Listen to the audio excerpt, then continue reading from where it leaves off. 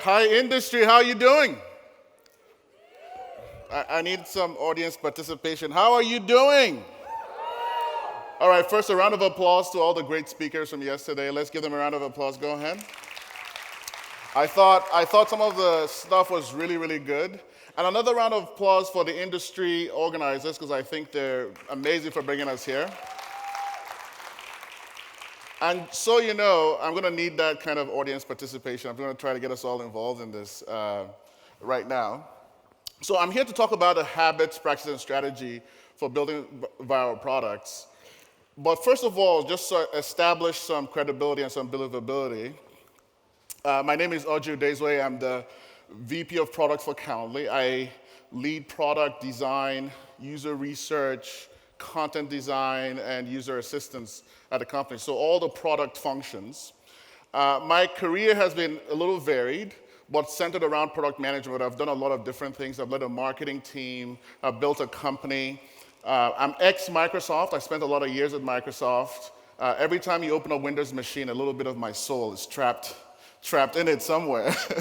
And I work for Bridgewater Associates, which is the biggest hedge fund in the world. And I worked at Atlassian, and I'm sure I don't need to introduce that to this very smart crowd. I'm also an investor, angel investor, but I primarily invest in companies that serve African consumers, tech-enabled African startups. And I do a lot of startup and founder advisory. So that's a little bit about me. How many of you know about Calendly with a show of hands? Oh, that's a decent amount of people. How many people actually actively use Calendly? Amazing. So I'm going to do a quick intro to Calendly. The world doesn't have an easy way to share availability. If you really think about it, the only place you can easily share availability is you have sort of in the workplace, when you have Office 365 or you have G Suite and so on and so forth. In your personal life and outside the company, you have to resort to messages. You have to resort to saying, hey, when are you available, and so on and so forth. In fact, if you go back in history, the very first time, 200,000 years ago, that the second village was created for humanity, people needed to share availability. People needed to coordinate. And Calendly exists because of that problem. Calendly is a little bit like an iceberg. The most visible part is we take your schedule from your calendar, but also some custom rules, and we bind it to a small user URL, a small link. When you send out this link to people, they can book time with you. It short circuits all the conversation about when are you available, what time are you free. All those exchanges are not only frustrating, but 20% of the time, they don't result in meetings because you're busy, right? And that's missed opportunity, and for some people, that is missed money. With Calendly, there is no muss and there is no fuss. We just take care of it for you. Now, if you are an entrepreneur, if you're a professional, if you're a consultant, we save you, hours a month, right? But if you're a sales professional, if you're in customer success, these vertical industries that rely on really meeting with customers all the time, we save you tens and tens of hours, and this is why people use Calendly. So we have a very general use case for a lot of people, ordinary people, and we have a very specific, strong use case for marketing professionals, for sales, and so on and so forth. Now, in addition to that stuff, we make it easy for teams, people who want to use Calendly for teams of customer success people, teams of sales professionals who use Calendly together. We have these advanced algorithms like group scheduling, round robin, webinar style stuff, so that you can use Calendly at scale, right? So we not only address the common general use case, but we make it super easy for businesses to use us. Long story short, we're working, and the other thing we do is we connect your scheduling to your system. So it's easy to connect Calendly to Salesforce. So if people schedule with you, it becomes a Salesforce record, to HubSpot, to MailChimp. And we have this, so Calendly is hugely programmable. So, we're trying to make scheduling very easy and make it part of a really clear workflow for businesses and for people. Now, I want to talk a little bit about traction so that you can sort of see how we've grown over the years and how viral we are. Calendly started in 2013, 2014 with 0 people. That's when the product started. By 2015, we had about 10K customers, and it was all free. It took us that long to figure out how to extract economic value from our customers. By 2017, we had scheduled millions of meetings for our customers and started charging self-service. We had 3 packages, and we started extracting money and growing.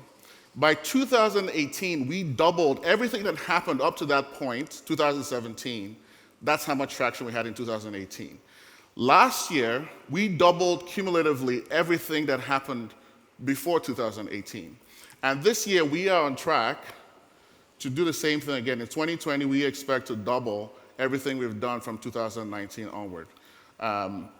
I'm very proud of this, and I think we've been very lucky, and we found a very interesting segment, and we've used virality to great effect for ourselves. Now, one thing I want to talk about is virality. What is virality? Now, there are different kinds of virality in a product, and there's so many different kinds of product.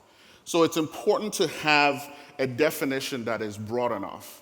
Calendly is very lucky because you can only meet with 2 or more people. So every time people use Calendly to meet, someone else is exposed to the product, right? Which is beautiful, right? And we were not the first to do this, but because we have such a well-designed product, it's easy for us to have a large K factor of people to have a desire to sign up for Calendly. But that's not the only way to do virality. So let's come up with a definition that is broad enough to contain all kinds of virality. Virality is really customer-augmented marketing. Does everyone just say that? Customer-augmented marketing. Please just say it. Customer-augmented marketing.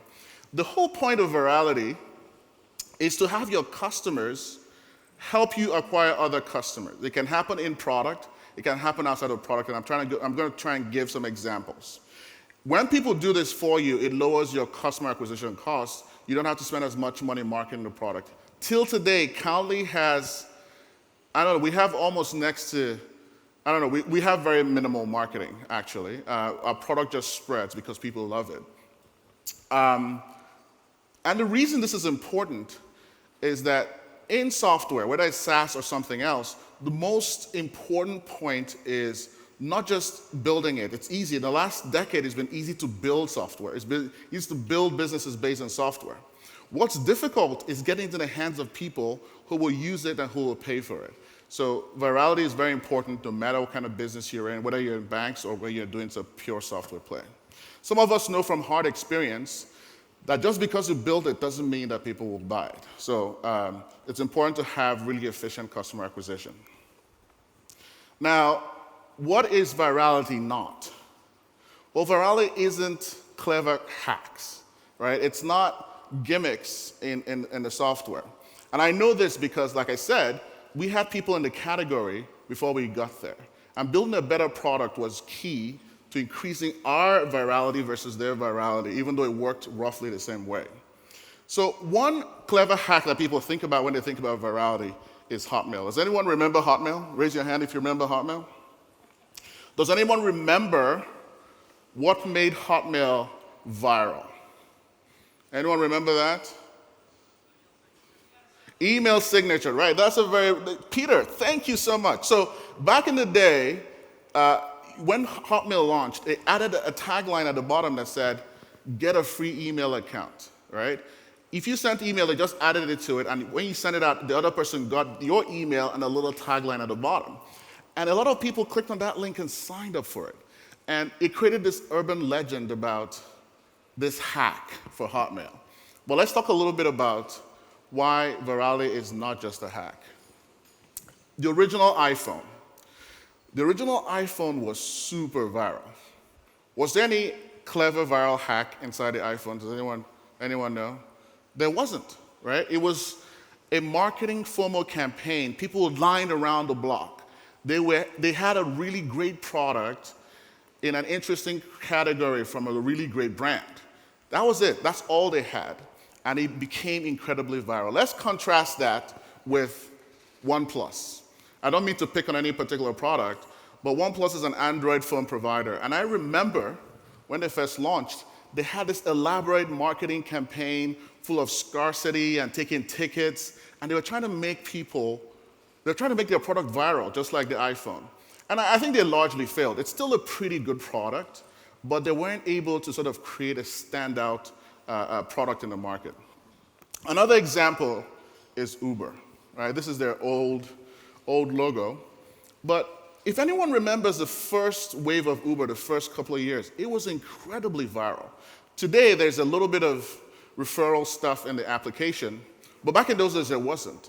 It was a product that solved a problem, ride-hailing, in a really completely innovative way. Now let's get back to Hotmail. What made Hotmail really viral was being a really great product. Now, the reason I'll point this out by saying, think about the alternatives to Hotmail, to webmail, right? In those days, you had a 56K modem, unless you're in a university. You had to dial up into the internet. You had to download email software, POP3. If anyone who's a geek here, who remembers POP3, right? Oh, wow, you guys are experienced. Whoa, amazing. So you downloaded the POP3 client.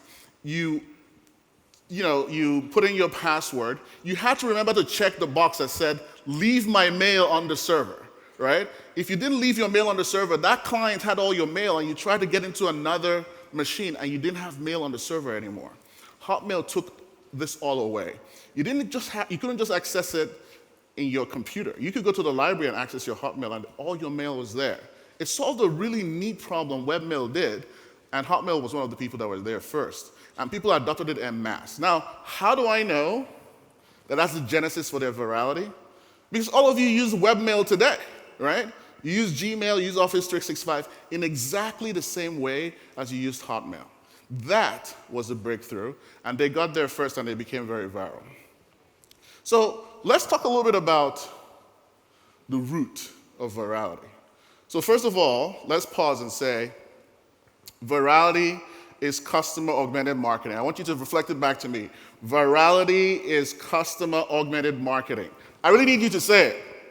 Virality is customer augmented marketing. That's what it is, right? It's not a clever hack. Now, let's double click on that. The root of virality is a really great product in an attractive category. It checks out with the iPhone, it checks out with Uber, it checks out with Hotmail. But I don't like being vague. You're like, okay, well, I knew that already. Maybe, sort of, I knew that. So let's go deeper. The root of virality is a great product that redefines a category. These are very intentional words. You hear all the time in software about people defining a new category. And that's great.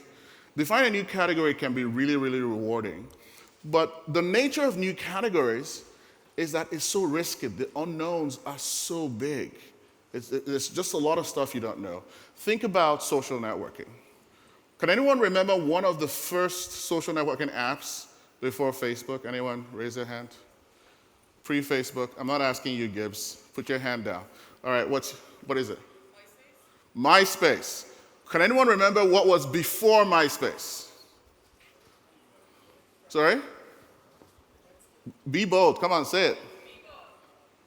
I don't even remember that one. Does anyone remember Friendster? Right, Friendster was there. MySpace. There were a few others. I think there was something called High Five.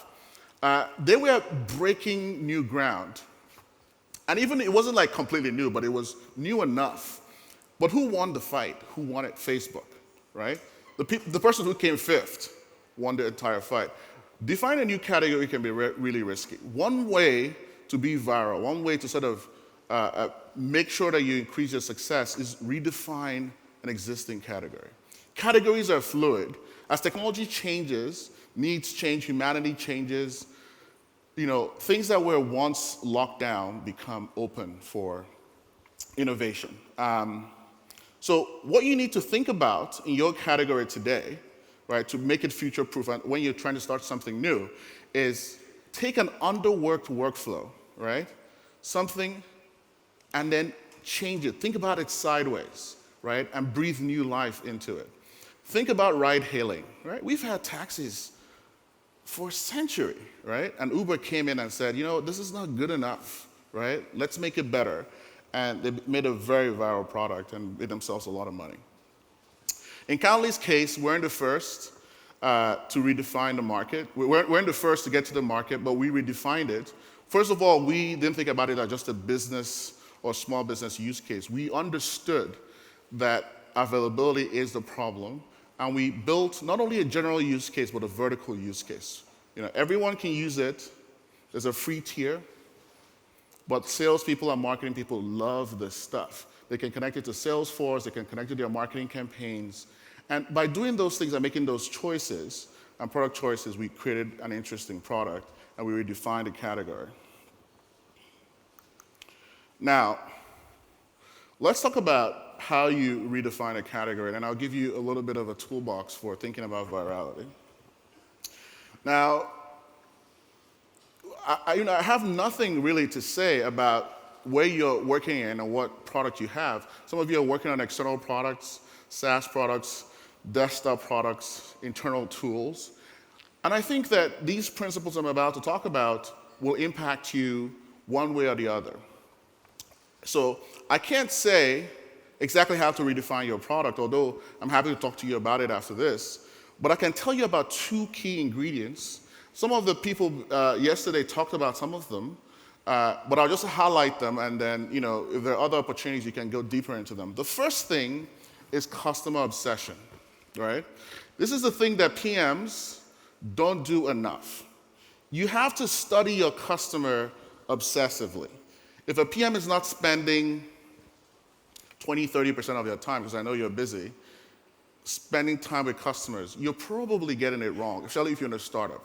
If you're making billions of dollars, you're Microsoft, maybe you can outsource some of that stuff. But if you're working in a small organization trying to find product market fit, you really need to spend, if you're not spending up to 50%, if you haven't reached product market fit, you probably have a problem.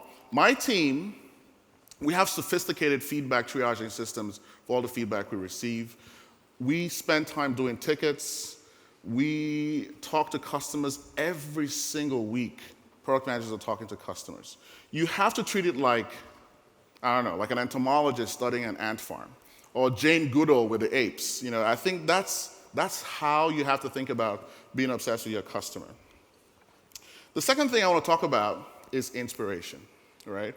We talked about how to highlight problems yesterday. We talked about how to create solutions. But the root of virality is redefinition, not just creating something. So you need a lot of inspiration. The good news is inspiration for your really great product comes from marinating in customer data. So the first thing. So those two things are related. In French, there's a word for this, and it's called coup d'oeil, right? I don't know if any of you who are French, I'm not even sure I'm pronouncing it correctly, but coup d'oeil literally translates to a coup of the eyes, right? It is a flash of inspiration. It's what the French think that helped Napoleon win so many battles back in those days. He won 99% of his battles he won because he was so insightful. He studied so much military history that he knew exactly what to do. If you spend a lot of time with your customers trying to understand their hopes and dreams, trying to understand their workflow, what are they doing before they even get to the workflow you're trying to optimize? When they get to the workflow you're trying to optimize, what do they do? What do they need? What are their hopes and dreams? After they're done that, what else are they doing? What are they doing with the data that you've generated for them? These are the kinds of things that you need to think about like an anthropologist if you want to be customer obsessed. So, a flash of insight. Now, I know I can't go into that deeply, but I want to give you a practical set of tools for building virality.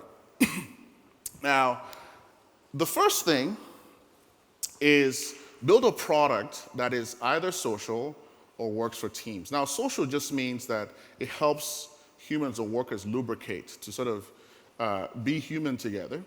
And for teams, it means moving work forward. People that helping teams make decisions, track tasks, and so on and so forth. A good example is Slack. Slack is social, but it helps teams also move work forward. And one thing to understand is Slack isn't inherently viral outside a company. Company A could be in the same building, one uses Slack and one uses email, and they could exist like ships in the night entirely, right? But the thing about Slack is once it's inside a company, every department wants to use it. And now you got 100 people using Slack, and then when they go out to lunch with the people from the other building, they're like, we got this new thing, right? And it's Slack. And customer augmented marketing, virality begins to happen, even though it's not baked into the product. Even pedestrian workflows, checking accounts, whatever it is, can be made social with intention. So that's one thing you should think about. When you make a note-taking app, well, make it not only able to take notes, but you can take notes of the team. Those are the kind of things you need to think about. Confluence versus Evernote, there's a big difference. The second thing I want to talk about concerning virality is self-service. You know, human beings are pretty predictable, and they act on impulse. One of the things you should try to do with your product is enable this impulse. If people find your product interesting, give them the ability to try it out, right? Do trials if you can. Now, in some categories, enterprise software is hard to do this, but you should try to figure out, you know, one of my competitors, recently, we looked at their pricing plan and it was all call sales. We are not call sales, everyone can try that. And recently, when they knew we were competing with them more seriously, their first plan became self-serve. They had to change their plan to compete with us. Because if we are self-serve and they are not, we're going to have a higher velocity of trials, which will turn into higher business. So if you want to be viral, you really have to consider self-service. And of course, in-product growth is the other tool here, and it's the more traditional tool, right? And it's the thing people think I want to talk about, right? Do in-product growth hacks, right? Make onboarding really great, right? Massage it until it really is. You know, be inspired by other people's great onboarding experiences and tailor it to your own software. You know, there are things like in-page chat, like Intercom, invitation links. You send out a link and you can onboard 100 people. Ways to download an app very easily and smoothly. One other trick what we try to do at Atlassian, we take power from admins. I spent a lot of time working on a feature at Atlassian that just shifted a little more power to users to invite other people and not just admins. And that stuff made the product instantly more viral. All of these things work.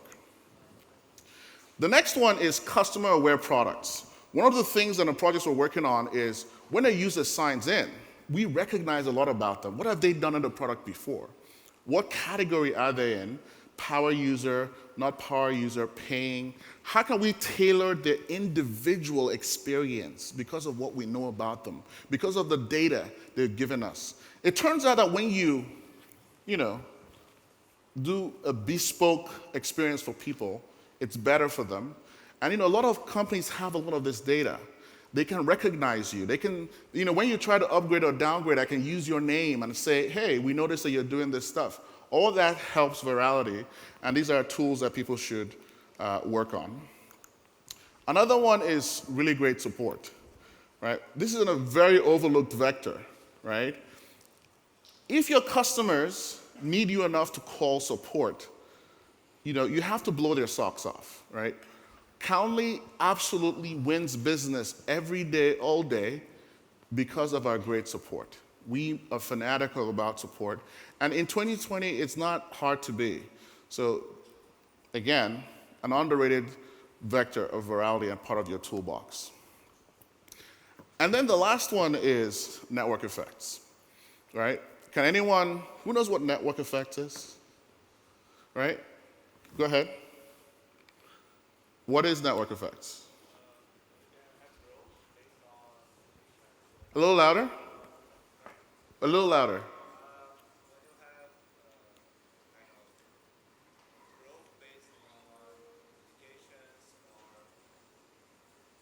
Right, he said growth based on communications or, that's what I heard.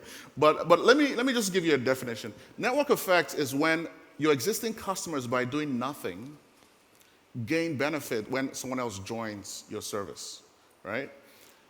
Facebook is the natural example of network effects. Every time someone joins, there's one more person for you to potentially be able to talk to by doing nothing, right? That's network effects. We've been spending a lot of time working on network effects at Calendly, making it so that if you have a Calendly account, it's actually easier to schedule with someone else who has a Calendly account. And eventually, we just want to give access to, to people's schedule for different people in the Calendly network. My point is, network effects trumps virality. It simply means that everyone wants to join the network because there's some special benefits for belonging. I'm happy to talk about this in more detail because network effects is a huge, huge source of competitive advantage. So, lightning round, I want to sort of repeat a few points. Virality is not a gimmick, right? It has to be earned. It has to be earned by making a really great product. There are various kinds of virality. Some are inside the product and some are not. If your customers are recommending you in droves, you are viral. It doesn't have to be built inside the product. And this is rooted in a really great product. A formula for you is great product, attractive category, redefines the target market, is differentiated. That will make you viral. Work really hard to redefine your category. Think about it sideways. It's important. Try to get to know what your customers want, not just today, but what they want tomorrow. And you can do that by studying their pains, studying their challenges through regular customer discovery methods if you spend a lot of time on it. So that's what I have for today. Thank you very much for listening to this, and I'm happy to talk about this here or in the talk show. Thank you.